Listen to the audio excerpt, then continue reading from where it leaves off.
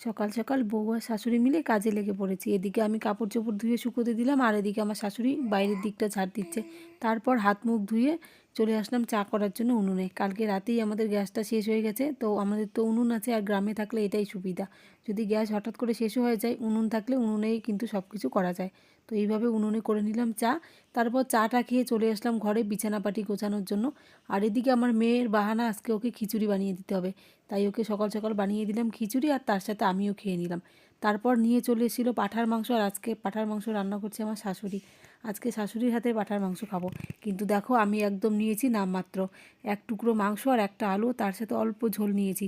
আর তারপর দিকে বিকেলের দিকে বসে পড়লাম ঘি বানানো। অনেক দিন থেকেই দুধের স্বর জমিয়ে রাখছি, তাই আজকে ঘি তুলেই ফেললাম। আর ঘরের ঘিয়ের স্বাদ কিন্তু অনেকটাই আলাদা হয়।